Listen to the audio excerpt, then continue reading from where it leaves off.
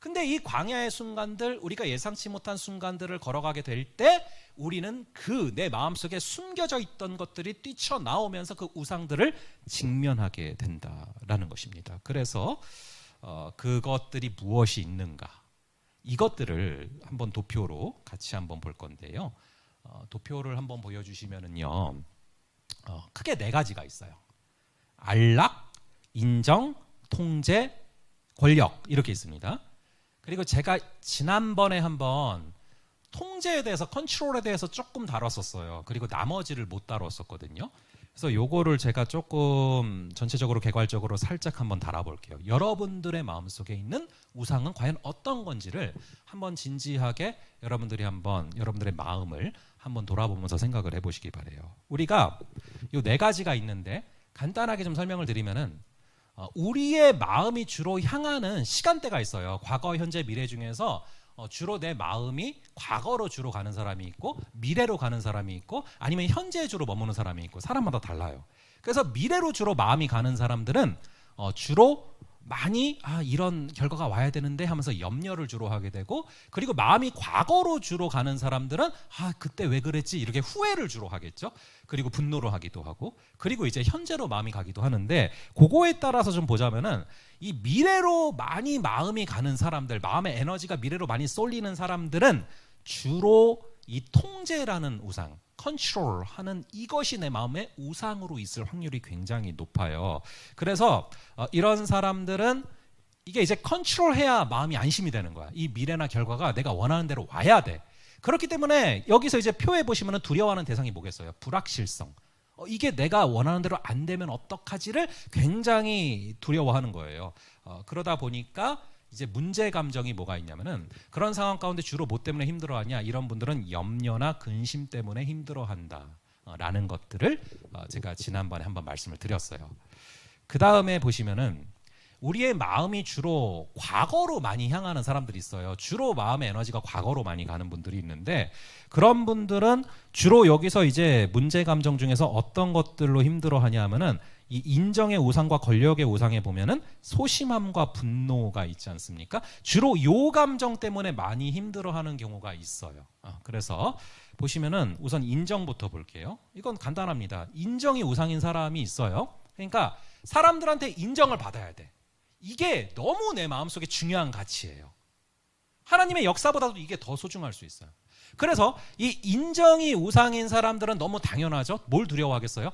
인정받는 게 우상이니까 거절받는 것을 정말 극도로 두려워하게 되어 있죠. 자, 그렇기 때문에 타인들이 느끼는 감정에 숨이 막힘이라고 선하는데, 타인들에게도 인정을 갈구하고 사랑을 갈구하기 때문에 주변에서 굉장히 숨이 막히는 거죠. 그리고 이런 사람들이 굉장히 힘들어하는 감정은 뭐냐 하면은, 여기 보시면은 소심함, 그리고 비겁함일 수도 있는데, 많이 소심해져요, 자주. 왜냐하면은 하나님의 뜻대로 소신껏 할 수가 없어요. 왜요? 이렇게 했다가 사람들이 나를 싫어하면 어떡하지? 이렇게 하다가 사람들에게 인정을 받지 못하면 어떡하지? 이것 때문에 굉장히 소심해지고 때로는 비겁해지고, 그래서 이것이 하나님의 뜻보다도 먼저가 될 때 이게 우상이 될 수 있다라는 거예요. 그게 바로 이 인정이라는 우상이고요. 그 다음에 네 번째 걸로 먼저 가면요, 이 권력, 힘 또는 성공, 승리, 영향, 이것도 굉장히 강력한 우상이 될 수 있습니다.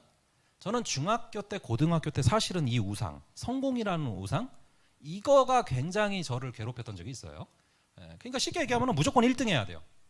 그러다 보니까 목표에 이르는 대가가 있다고 써 있잖아요. 부담감과 책임감을 과하게 져야 된다.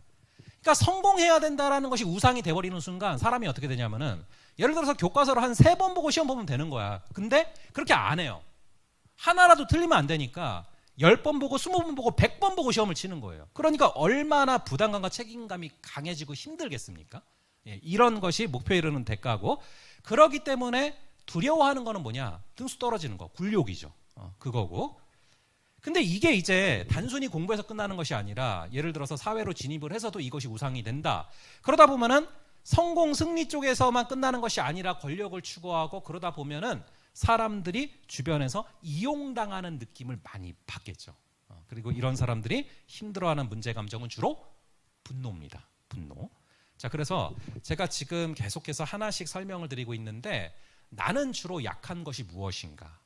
나는 주로 어떤 우상이 어떤 가치가 나의 마음속에 하나님의 일하심을 방해할 정도로 크게 작용하고 있는가, 이것들을 여러분들이 분석을 해보셔야 되는 거예요.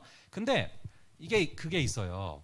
우리가 어떤 위기라던가 아니면 어떤 찬스라던가 삶에서 평상시랑 다른 순간이 올 때 있잖아요. 그때 내 마음속에 이렇게 드는 감정이 있거든요.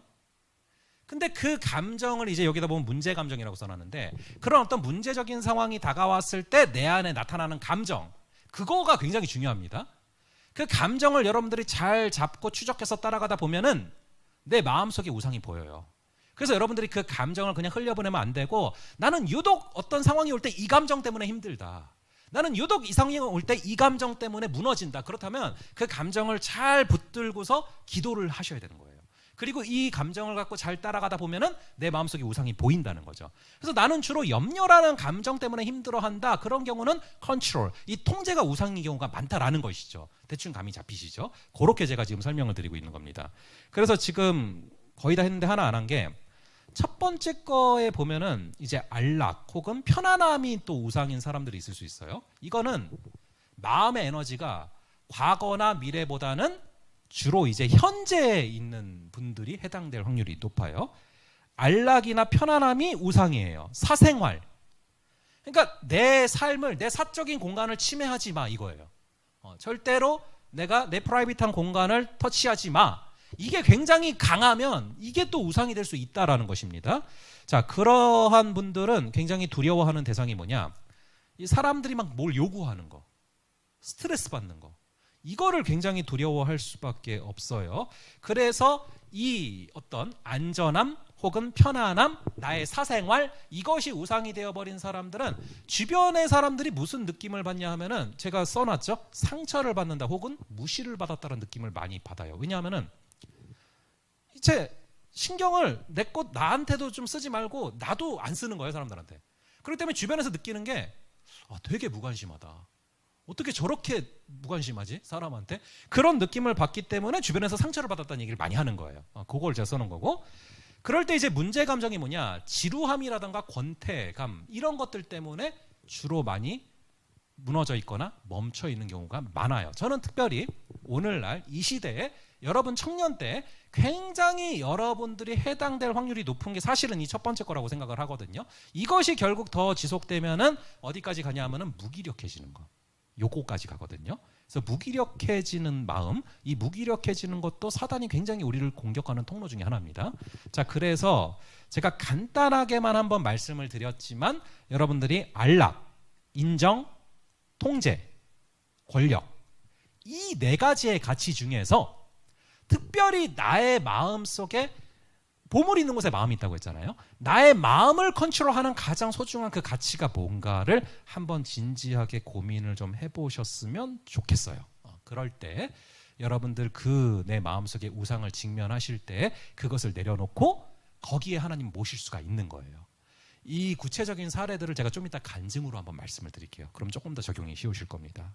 그리고 또한 우리가 예상치 못했던 그런 순간들을 걸어가게 하시는 걸 통해서 우리에게 하시는 과정들이 있는데, 바로 하늘의 양식으로 또 살아가게 하실 때가 있어요. 만나를 먹이시죠.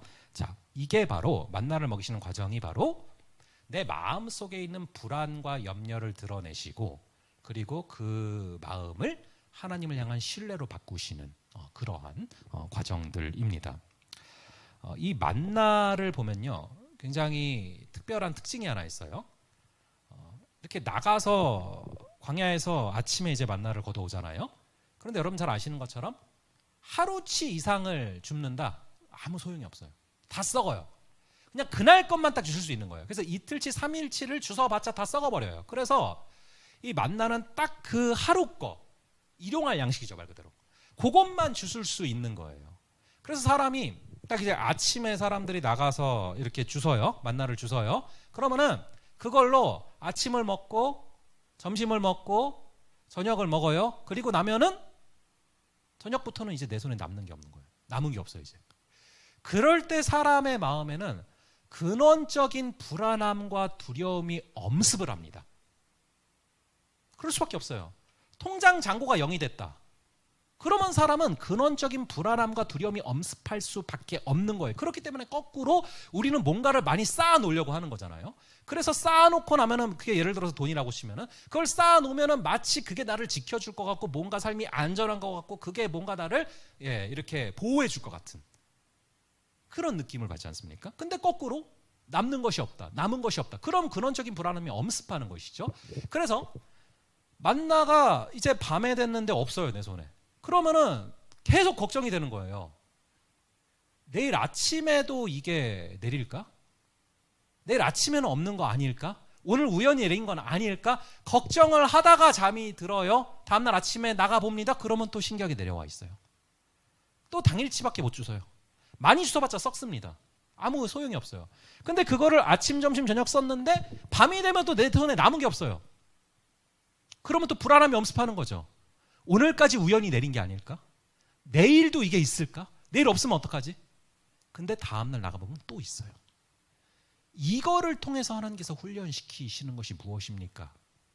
만나 그 자체 혹은 물질 그 자체에 집중하는 우리들에게 이거를 주시는 분이 하나님이시고 하나님이 신실하시다 라는 것을 훈련시키시는 것이죠. 그래서 내 마음의 불안함과 염려를 드러나게 하시고 그것을 하나님을 향한 신뢰로 바꾸어 가시는 것이죠.